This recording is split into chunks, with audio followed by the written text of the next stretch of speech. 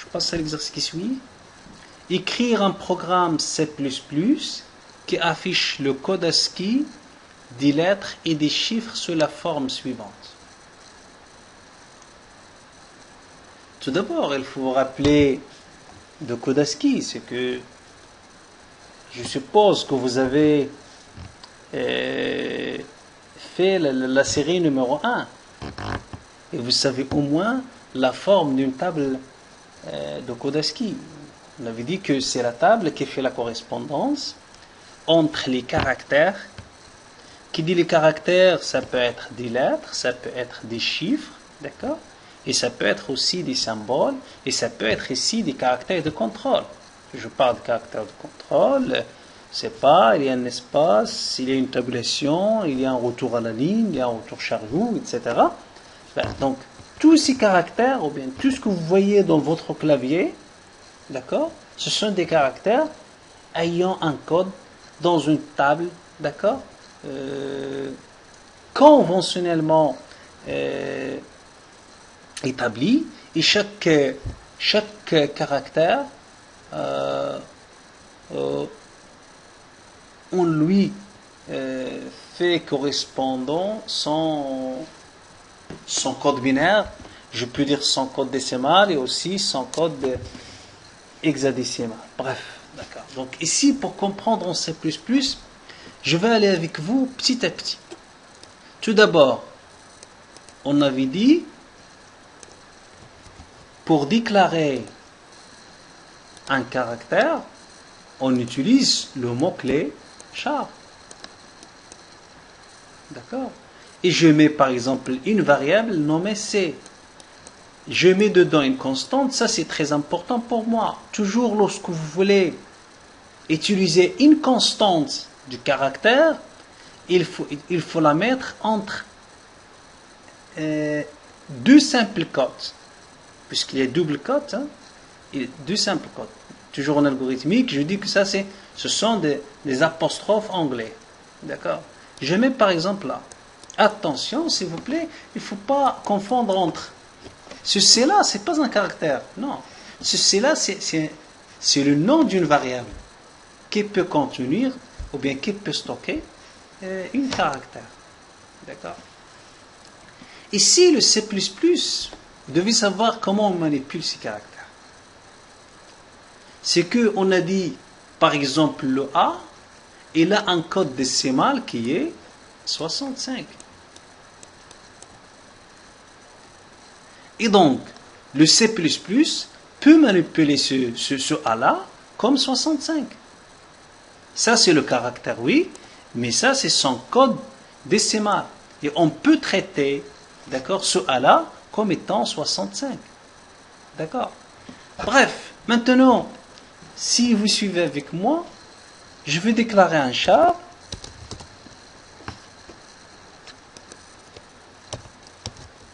Voilà, c'est, je l'initialise par un 1, point virgule. Maintenant, je l'affiche. Je l'affiche, je fais C. Qu'est-ce qu'il m'a affiché? Tout simplement, il va afficher quoi? Le C, le A. Mais bien sûr, sans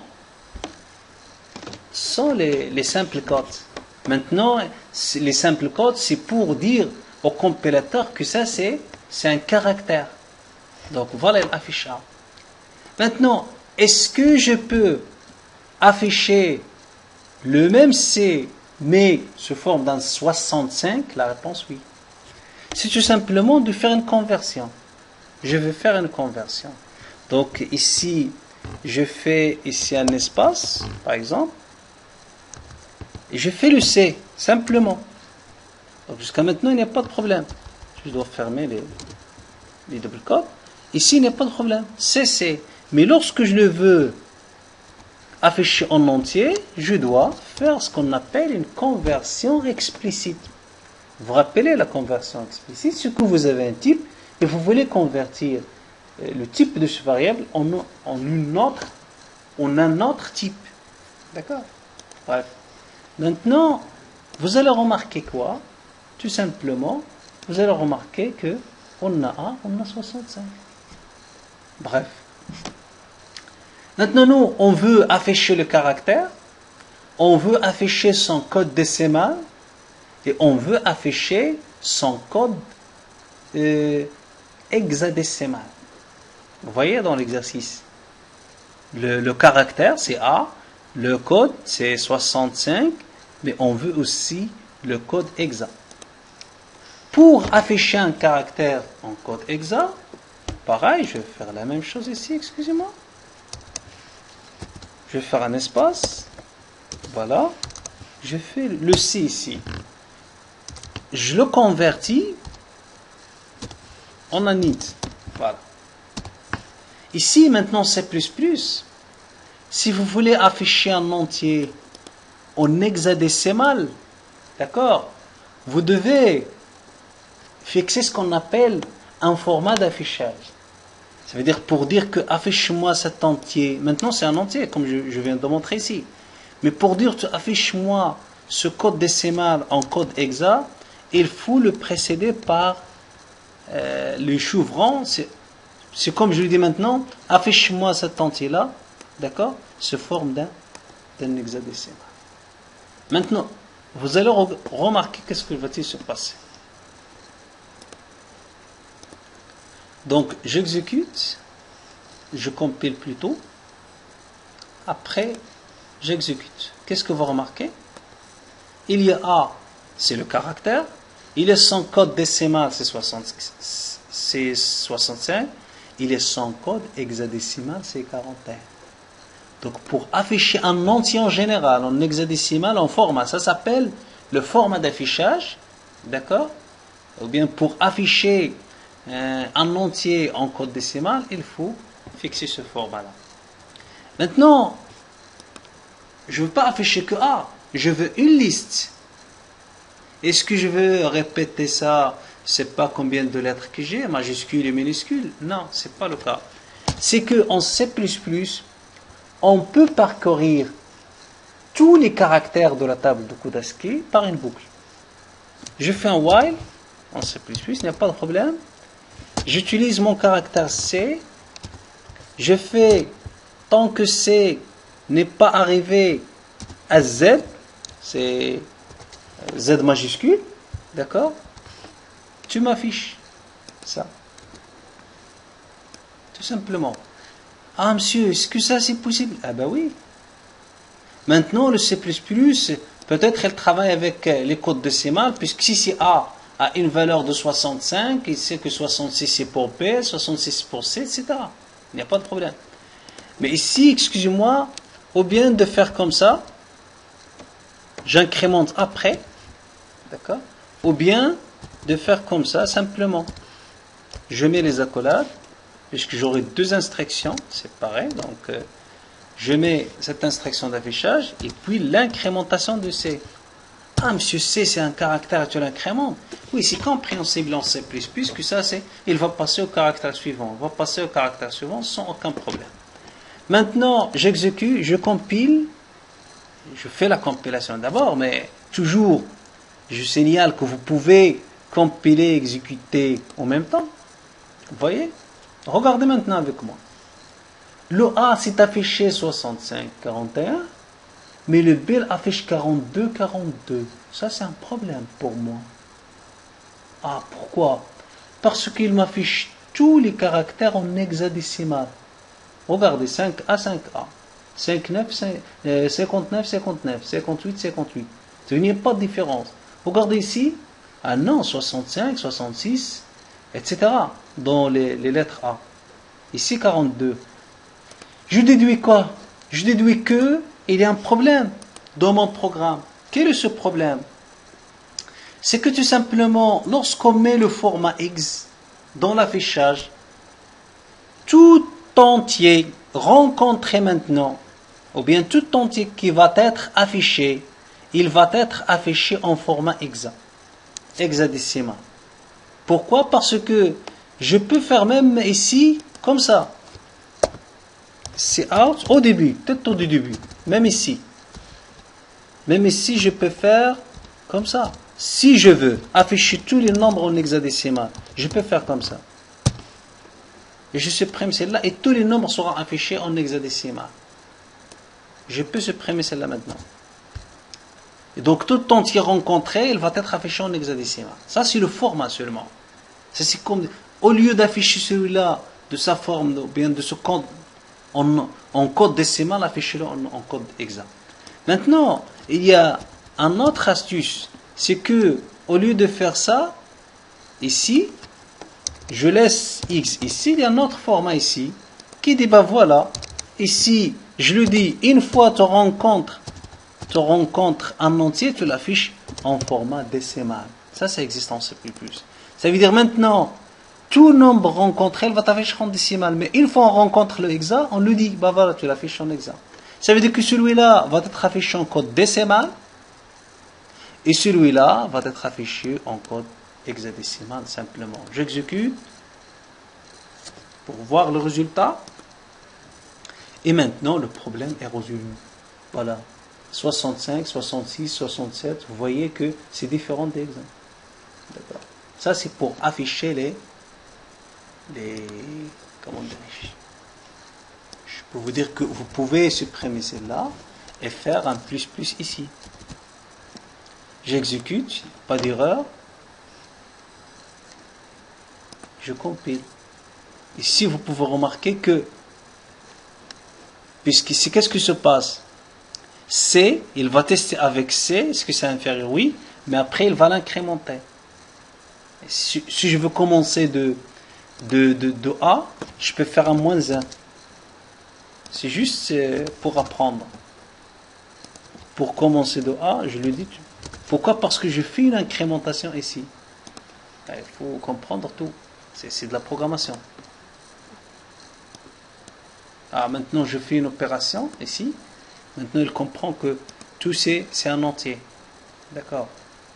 Ici, plutôt, excuse-moi. Bon. Donc ici, ça va poser de problèmes normalement. Donc il va rester la même chose. Mais ici, il y a une erreur. C'est qui ça? 65, normalement. D'accord. C'est pour le A. Donc ici, c'est préférable de faire comme ça, tout simplement. C'est préférable de laisser les choses comme ça, c'est pas comme les nombres. Voilà. Maintenant, je peux afficher les autres. Le A minuscule, je peux faire la même chose. Et cette fois-ci, je fais initialiser ici encore. Je réinitialise C en A minuscule. D'accord. Et puis, ici, j'ai un Z minuscule. Je compile. J'exécute. J'aurai la même chose. Maintenant, j'ai jusqu'à Z majuscule. Je recommence de A jusqu'à petit z. Vous voyez? Donc, les codes des caractères minuscules. D'accord? En hexa, bref, si vous avez compris, ben c'est bon. Pareil pour les chiffres, s'il vous plaît. Pareil. Mais seulement ici, je veux dire par le chiffre comme ça. C'est pas un 1. Non, il faut le mettre entre deux simple cotes. D'accord? Simple cote à gauche, simple cote. Tu mets le caractère en simple cote à droite. Ici, ici, c'est pas le premier chiffre, c'est 0. Hein. Et le dernier chiffre, je parle pas des nombres, hein, du chiffre seulement. Pareil, il va m'afficher le code de 0, le code de 1, le code de... Puisque maintenant, je veux dire par 0 et 1, vous voyez ici, 1, 2, 3, 4, 5, etc. Ici, pour moi, ces chiffres-là, c'est comme des caractères, et non pas, ce sont en fait, non pas des entiers. D'accord. Je passe au suivant. Exercice numéro 6. Soit le programme suivant. Donc, vous voyez le programme. D'accord. Donc, include UStream, using namespace, std, c'est pour l'entrée-sortie. D'accord. Int main, ça c'est la fonction principale. Je déclare 3 entiers. Le premier est i, le deuxième c'est n, le troisième somme. J'initialise somme à 0. For i égale à 0, point virgule, i inférieur à 4, point virgule et plus plus. Si out donne un entier, si in. Ça c'est pour la saisie. Combien de valeurs je saisis? C'est 4 valeurs de la boucle c'est clair. 4, si vous voulez, puisque 4 n'appartient pas. Donc ça fait 0, 1, 2, 3, 4 valeurs. Et qu'est-ce que je fais ça? Je cumule. Et qu'est-ce qu'il fait ce programme-là? Il fait tout simplement la somme, d'accord, de 4 valeurs saisies au clavier. Bref, tout simplement. Et donc, le programme donne comme résultat la somme de 4 valeurs saisies au clavier, tout simplement. Donc, on va faire un test tout de suite de ce programme.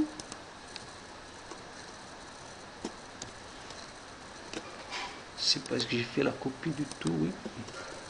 Donc, je dois faire comme ça. Les numéros de ligne, il faut les supprimer. Toujours, je dis qu'ils ne font pas partie du programme. Voilà, maintenant, je fais l'organisation de mon programme pour qu'il soit plus lisible.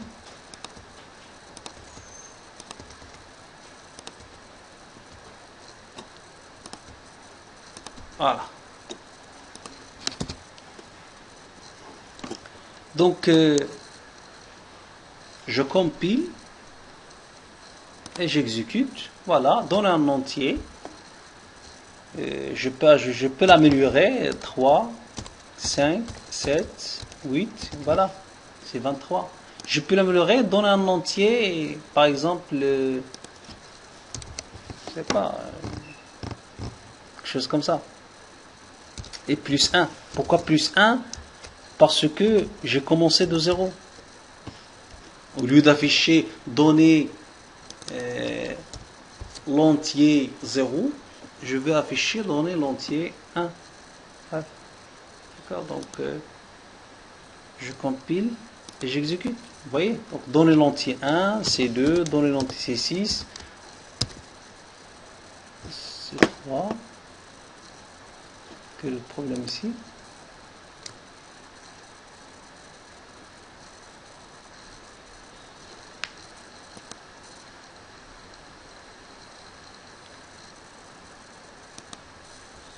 Voilà.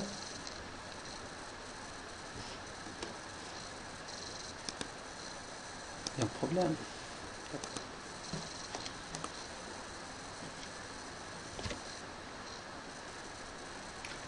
Très bien, donc voilà, je recompile.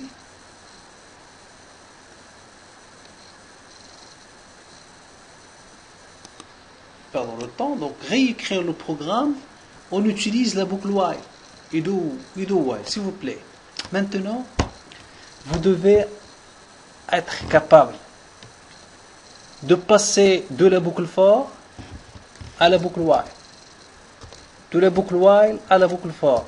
Donc, tout ce que vous pouvez faire avec while, vous pouvez, d'accord, le faire avec la boucle for ou bien avec la boucle do while. Donc, c'est des petits changements qu'on va faire. Ici, si je veux while, donc ici, ça veut dire quoi? Voilà, while.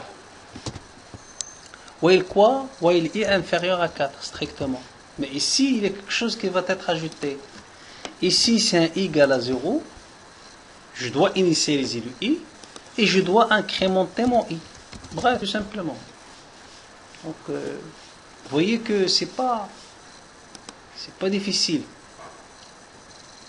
Je compile. J'espère que ça va pas prendre beaucoup de temps. Donc, je compile et j'exécute. En attendant, la comp d'abord. Puisque while, ici, au lieu d'aller jusqu'ici, ici j'aurai une erreur d'abord. Une erreur syntaxique. J'ai oublié un point virgule ici. Ça, c'est d'une part. D'autre part, c'est que je peux éviter de mettre cette instruction ici. Je peux l'intégrer ici automatiquement. Ici. Je peux faire un plus. D'accord? Comme je vais faire tout à l'heure avec les chars. Et je les mets cette instruction. Vous voyez que il m'a signalé qu'il y a une erreur.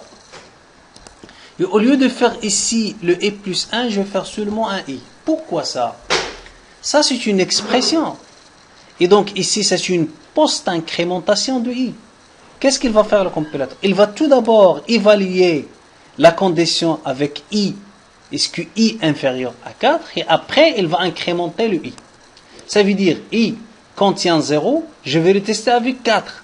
Est-ce qu'il est inférieur strictement à 4? Oui. Mais attention, après l'évaluation de la condition, j'incrémente le i, ça veut dire que le i, il va entrer la boucle avec une valeur stockée dedans égale à 1. Et donc c'est pour ça que j'affiche 1, 2, 3, etc.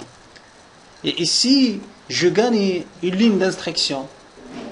D'accord? Bref. Donc, je compile. C'est pas maintenant.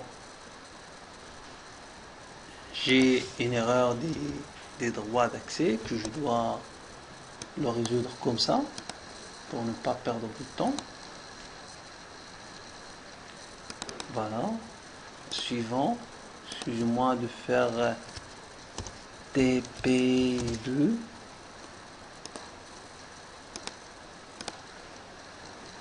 Voilà. Enregistrer. Finish. Allez-y tout de suite. Et voilà. Je compile. Zéro erreur. J'exécute. Vous allez voir que c'est la même chose exactement. 4, 6 et 7. Vous voyez que la somme est 19. C'est comme for, comme while. Je peux le faire maintenant avec while, avec do while maintenant. Je peux faire un do while ici. Je mets l'instruction do while. Ici, il ne faut jamais oublier qu'il y a ici un point virgule. D'accord? Et c'est la même chose. Vous voyez que j'ai rien changé là. J'ai rien changé, presque. D'accord? J'ai rien changé. Donc, si c'est pour i égale à 0, ici maintenant, ça devient i plus 1. D'accord? Donc, pour i égale à 0, je teste, est-ce que le 0 inférieur à 4, puis je rentre. D'accord? Ici, vous allez voir que je dois faire un changement. Donc, je laisse ça à découvrir après. Donc, je compile et j'exécute. Donc, maintenant, donner l'élément 3, je donne l'élément 8, 7, 6, 5. Qu'est-ce que vous constatez? C'est que je viens de saisir 5 éléments. Maintenant, dans la boucle while, puisque toujours, vous savez, dans do while, il y a le corps, ou bien l'exécution de la première itération précède l'évaluation de la condition, ou bien la condition de contrôle.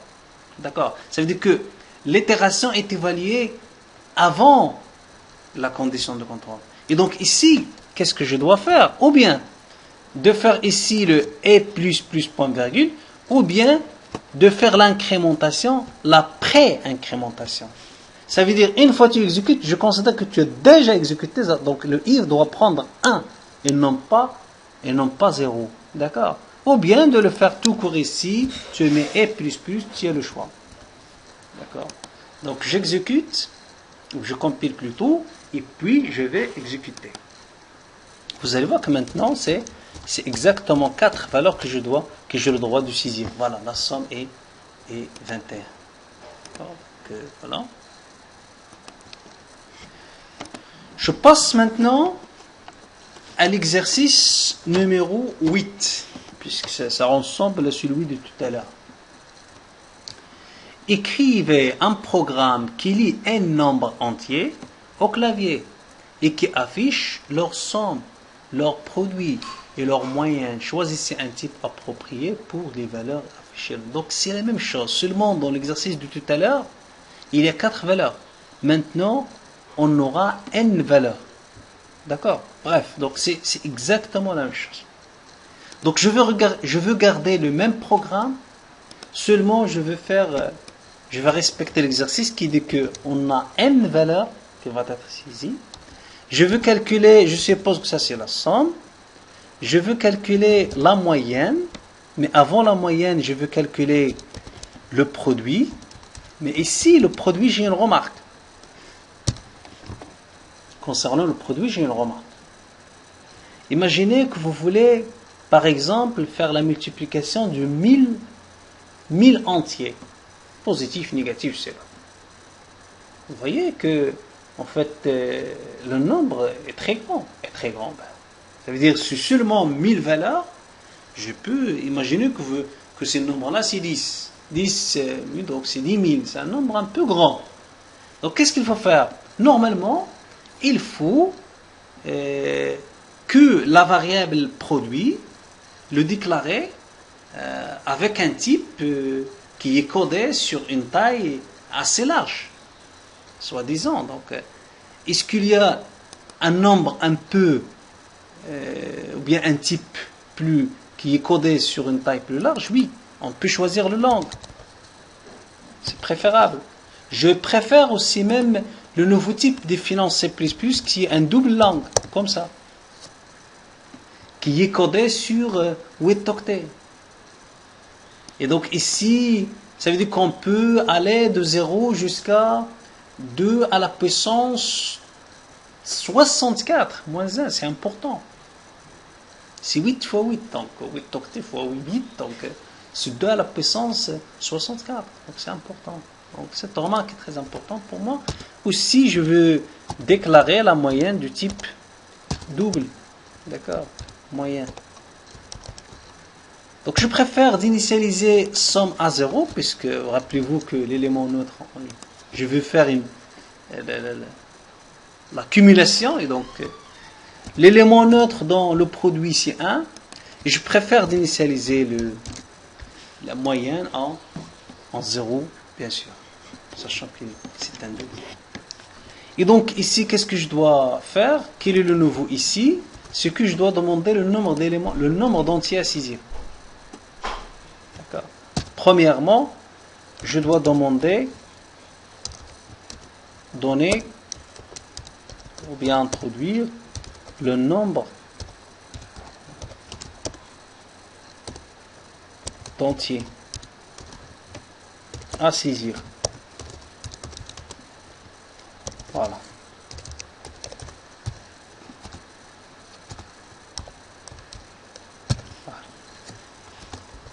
Et puis, je saisis le nombre. C'est grand 1, c'est déjà déclaré. Et puis j'initialise somme, c'est déjà initialisé à somme, égale à 0.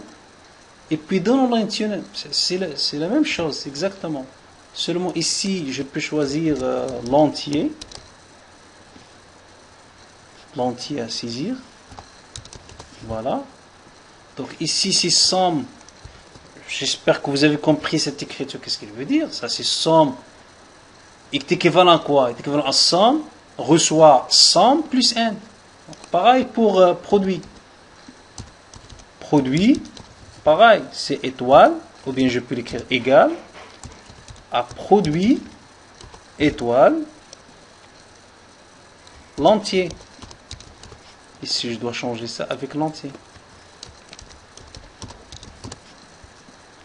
Donc ça, je peux l'écrire comment? Je peux l'écrire comme ça, facilement. J'ai même pas virgule.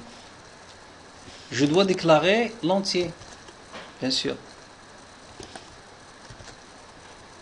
Du type entier. Voilà, bref. Et voilà. Ici, c'est pas 4, mais c'est n. Et finalement, je dois calculer la moyenne, qui est égale à quoi? Égale à 100 divise n. Attention ici. Somme, c'est du type int. N est du type int. Ça, c'est pas une division réelle. Ça, c'est une division entière. Ça pose problème. D'accord. Qu'est-ce qu'il faut faire? Il faut faire ce qu'on appelle une conversion. Excusez-moi. Conversion. Conversion en quoi? Conversion en double. Je dois convertir, sinon, s'il s'agit d'un 11, c'est pas, je vais trouver que 11 par exemple. Ou bien si j'ai somme est une valeur inférieure à n, en 0. Donc pour éviter ça, je dois convertir somme en double. D'accord.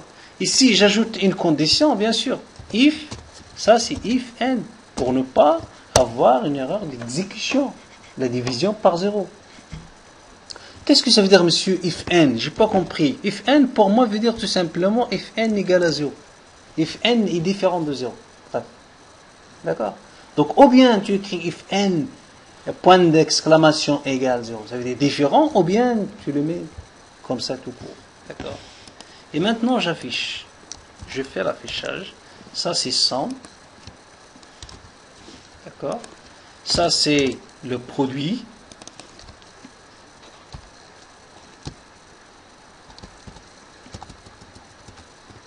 Le produit et produit.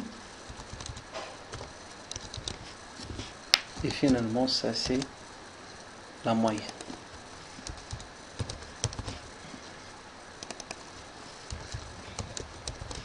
Bref. Donc, on verra si on n'a pas une erreur de compilation, tout d'abord. Une erreur syntaxique. Absolument non. Et donc, je compile, ben voilà, c'est exactement.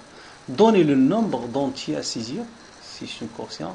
Le A, c'est A, normalement, la proposition A, quand il y a un accent. Donc, ici, c'est, normalement, il vaut mieux d'écrire, en fait, sans accent, sans chapeau, sans accent grave, sans rien, puisque c'est l'anglais.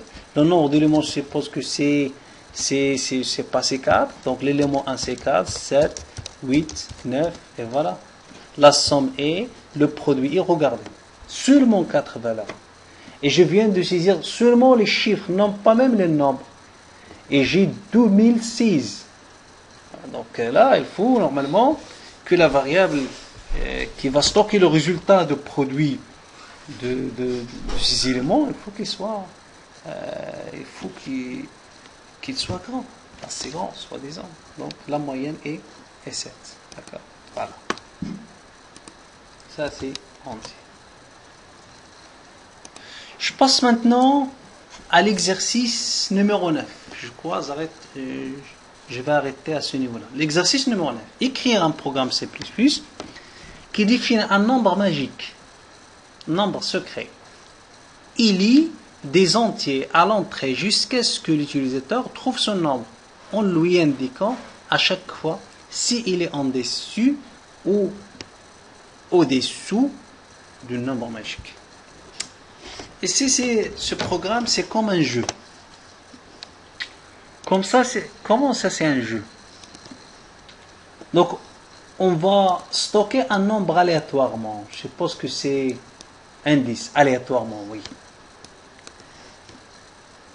Et on vous dit, ben voilà, à chaque fois, vous saisissez une valeur. Par exemple, tu viens de saisir 2. On va vous dire, non, le nombre qu'on cherche, c'est plus grand que 2. Comme ça, tu vas saisir 20. On t'informe que la valeur que tu as saisie est plus grande que la valeur qu'on attend. Tu vas saisir, par exemple, 15. On va te dire, encore, c'est plus grand. Tu vas saisir 9. On va te dire, c'est encore plus petit. D'accord? Tu vas saisir 11, on va te dire c'est un peu plus grand. Une fois que tu saisis la valeur 10, on va te dire que voilà, tu as trouvé la valeur avec succès. Bravo, c'est un jeu. Et donc, ici c'est très simple. Selon ce que j'ai expliqué, vous pouvez constater qu'il y a une répétition, il y a une boucle.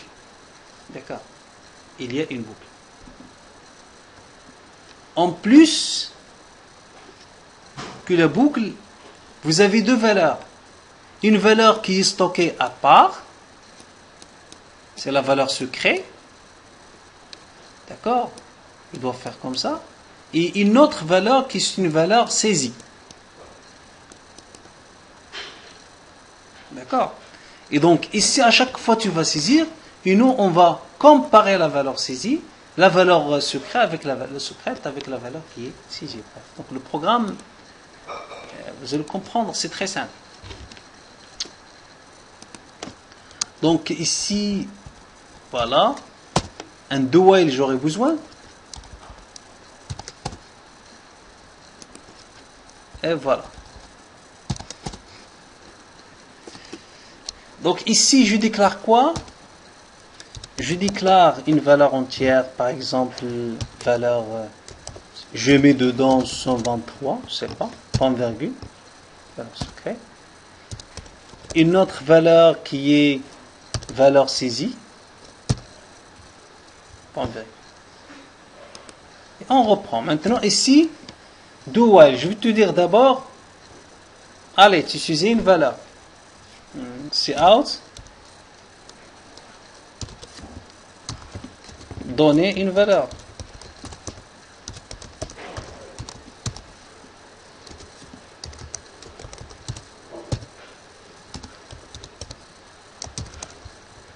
Voilà la valeur saisie. Et la valeur que tu as saisie, je vais faire un test.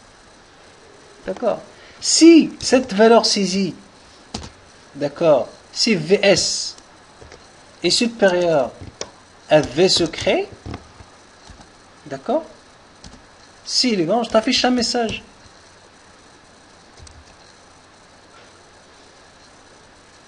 Je t'affiche un message, je te dis, ben voilà. La valeur est plus grande. Est plus grande. Voilà. Point virgule. Else if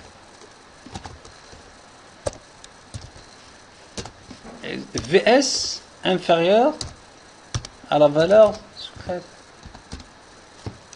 On affiche un message. On va te dire, la valeur saisie, c'est petite. Maintenant, else, il reste que l'égalité. Vous affichez un message de quoi? De vous dire bravo. Voilà.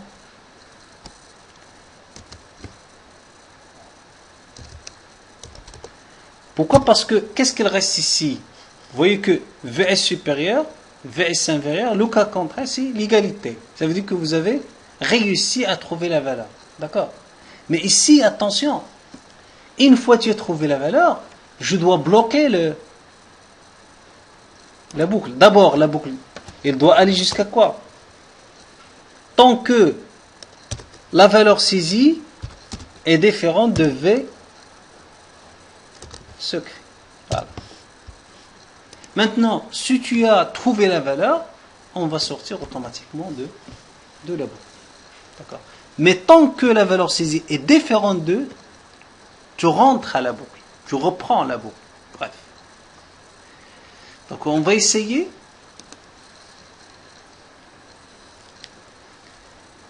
Et end line.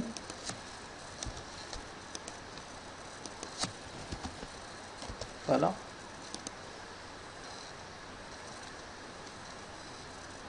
Voilà. Maintenant, voilà. Par exemple, je saisis 4. Il va me dire, la valeur est plus petite. Donne une autre valeur. Voilà. Je saisis 100. La valeur est plus petite. Je saisis 200. Il va me dire, la valeur est plus grande. Je saisis par exemple 150. Il va me dire, la valeur est plus grande. Je saisis 120. Il va me dire, la valeur est plus petite. Je saisis 125. Il va me dire, la valeur est plus grande. Je saisis encore 124. La valeur est plus grande. Je saisis 122. La valeur est plus petite. Et lorsque j'ai la 123, on doit sortir bravo. Bref, donc, c'est ce que ça veut dire. Donc, vous pouvez bien sûr améliorer votre programme par la suite. Vous pouvez l'améliorer. Vous pouvez l'améliorer. Vous pouvez l'améliorer, par exemple, de compter le nombre d'essais. D'accord? Le nombre d'essais. Vous mettez un compteur qui est initialisé à 0, par exemple, et à chaque fois vous saisissez une valeur, vous comptez. D'accord? Et je te dis, ben voilà, ici, s'affiche nombre d'essais.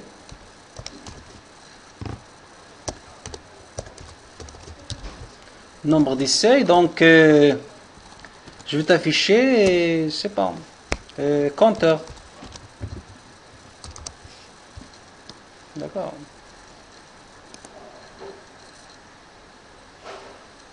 Voilà, j'exécute.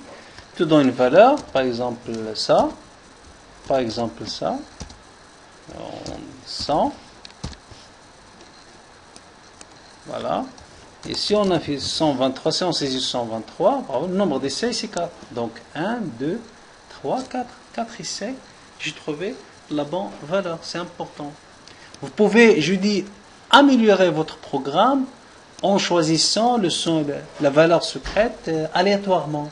C'est possible, il suffit de faire appel à une bibliothèque CSTDlib en C et vous utilisez la fonction rand.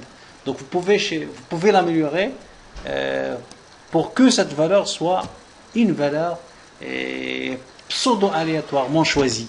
D'accord. Donc j'arrête là. Merci à vous. Toujours si vous avez des questions, n'hésitez pas de me contacter.